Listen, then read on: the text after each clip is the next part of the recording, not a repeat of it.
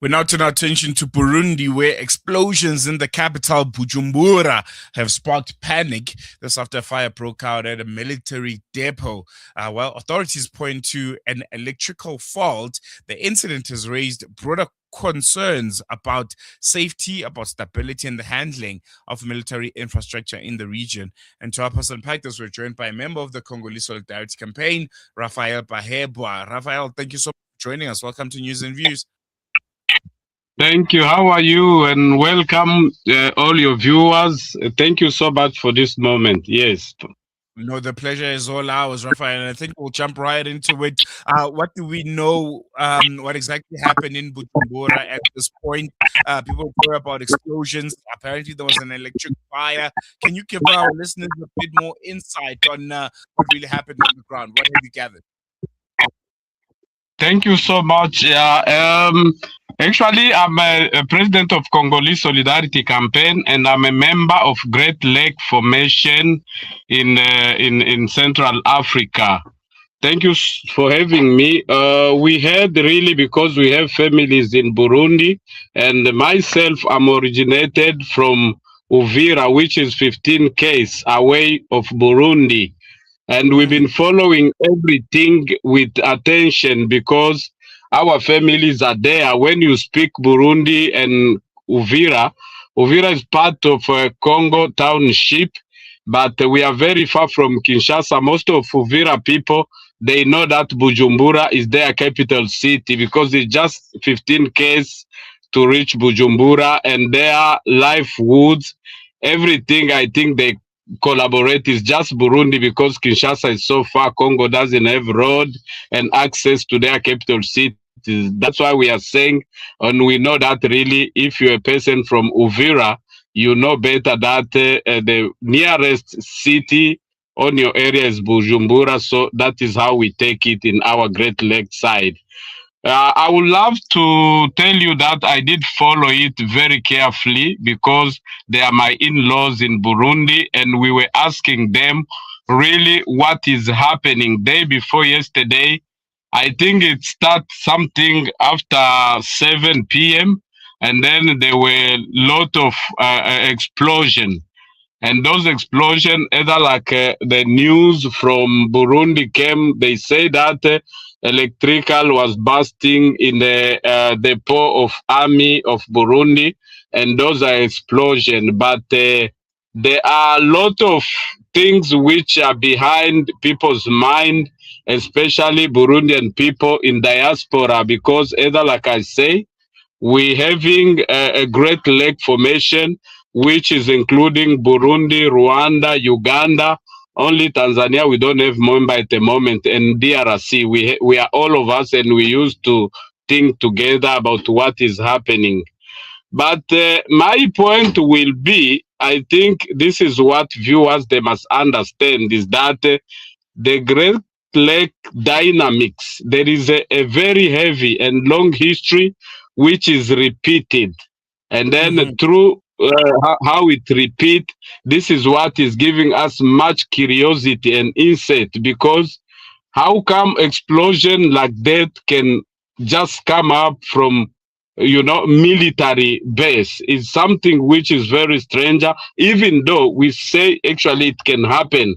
But through our people, through Congolese people who are living in Burundi and Burundians who knows the history of their country, remember, Burundi and Rwanda, they have only 3 ethnic tribes, not like us in Congo, we have more than 450.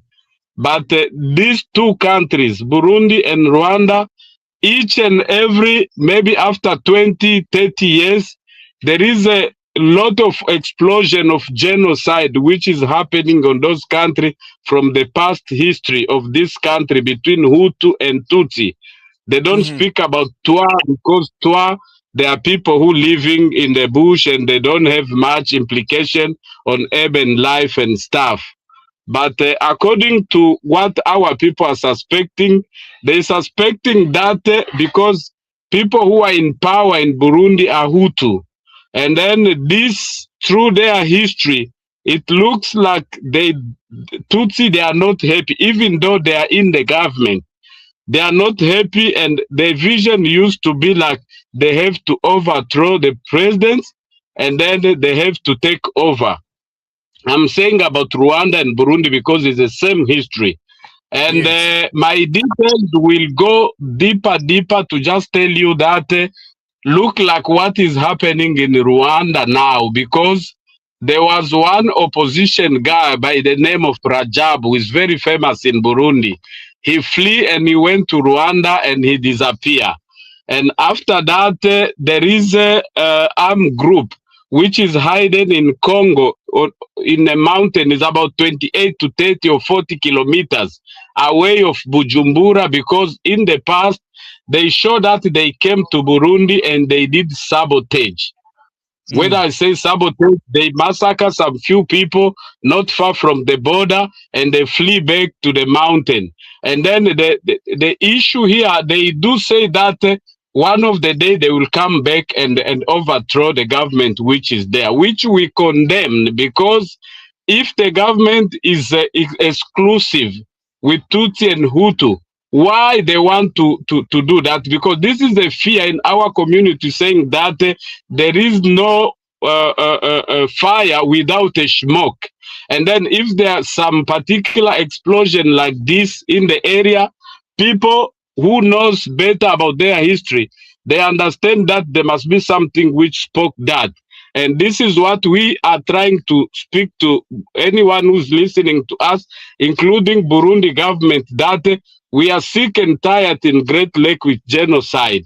If there is anything, they must sit on the table and sort it out, because this sparks to just come through the military base whereby it's controlled with Hutu and Tutsi. What is that? But in the past is a sign, is an early warning sign on saying that no, something bad can happen. So this is what we're standing for. But our correspondents in Burundi, even in the government, they just tell us really that they were electrical, I don't know, which is it just interrupt, and then it's the one which just caused all the bombing around. But on top of that, this is what people are saying on the ground, including Burundians and Congolese who are living in Burundi. I thank you. Brother Raphael, the authorities are pointing to an electrical fire, as you alluded to. Are you saying to me and to our listeners right now that that explanation to you doesn't hold up? It doesn't hold water? You don't believe it? You feel like there was a sabotage or something a bit more sinister behind those explosions? No. On my side, my brother, either like I say, I'm a Congolese, but we are in a Great Lake formation whereby I'm a member, because we have in the diaspora, we have to look closely on the early warning signs which are happening in Great Lake. And if possible, we need to give early warning sign to anyone who's implicated in those disorder. But either like I told you, the statement from Burundi government, they just say that is electrical fault, which made those things to happen. But we are trying to say, we, diaspora, because we were born from that area. I'm from Uvira. And then in Great Lake Formation, when we talk about this, we ask Burundi government what happened. They tell us really that is the electrical which caused that. But on our side, we just say that actually, even those Twirwaneho is an armed group which was formed in Rwanda, is on the waiting to overthrow the government of Burundi. This is what we are saying. They may say that they are the one who did it, but we just say in early warning sign that those things are happening with reason. We don't point anyone, but we just read the early warning sign, and we just say really that the government of Burundi, they must wake up, because we don't take it for granted. It shows us a great language through the past of Great Lake history, through Twirwaneho, which are in the mountain of Congo there. All the time they coming to Burundi and do those disorder. So we just tell them that they must open eyes, because really for us as the children of the area, we understand the language and we can't take it for granted. Yes. How fragile would you say peace is right now in the Great Lakes region. We know about what's currently happening in the DRC. That is almost the focus point of the whole world. People know about it, but there are countries like Burundi, as you've mentioned, who are not that much in the spotlight. Is peace fragile in the Great Lakes region? My brother, if you go there, you go deeper, and I have to take you deeper. The issue here, either like I say, meanwhile, the president of Rwanda and Uganda, they're in power, we will never have a peace. This is my statement in short. Because of what?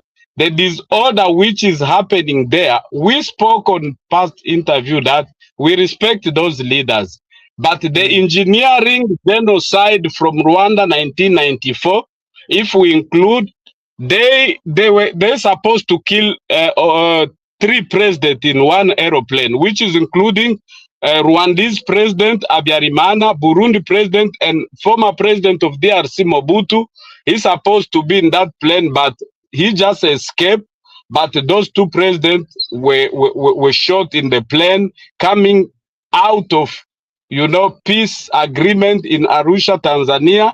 But when they before they landed to Rwanda airport, they were assassinated. They were just trapped their plane, and they were assassinated in that plane. And up to now, there is no follow up. No one who knows who did what. But either, like I say, from that time, 1994 up to now, there's no peace in Great Lake. If you can say peace, you know what you mean. But we children of the Great Lake, we just say there will not be a peace when Kagame and Museveni, they still engineering and architecture of genocide which is happening in Great Lake. And this is a great fear in Burundi, in Rwanda, and in DRC, because behind the issue, they planning to start an empire of Tutsi, which is called Empire Hima. We as activists, we as a leader of the community, we're trying to name it and shame it that in this century, this thing could not supposed to be valid, because we have to learn from Traore and other places. Remember, those Triwanero, they were formed after Burundi and Tanzanian President Magufuli, after they die. It was not from far apart. But after they die after Corona, this is when Twirwaneho started, and it started in Rwanda, and it went to Congo Mountain, and the outcome is trying to bring disorder in Burundi, because I will tell you that we have even an audio. A Tutsi woman who just said that they controlling and anything can happen. This is not far, it's about 2 months ago. She sent it on the social media by saying that, guys, we are the owner, we Tutsi, because we know what we are doing. So this is what we have to be careful, and we have to speak it as much as possible, because we are peace people. We are not people who supporting any violence or any genocide which is happening in Great Lake, my leader. There we go. I think we're going to leave it here for now, brother Raphael. Thank you so much for giving us time. Hope we chat again soon, and really appreciate those sharp analysis on what's currently happening in the Great Lakes region. I really thank you so much. You are much welcome. There you go. That was Raphael Bahebwa from the Congolese Solidarity Campaign, joining us to unpack the situation out in Burundi, and giving us insight on, I think, a conversation that we're not having a lot. The Great Lakes region, the focus usually is on the DRC, notably so because it is, shall I say, the most known conflict in that part at this current moment. But there's so much that's been happening in the Great Lakes region that deserves many of our attention, and we're going to follow the story as much as we can on our hashtag Africa Focus feature. We're going to take a quick break. When we come back, News and Views continues.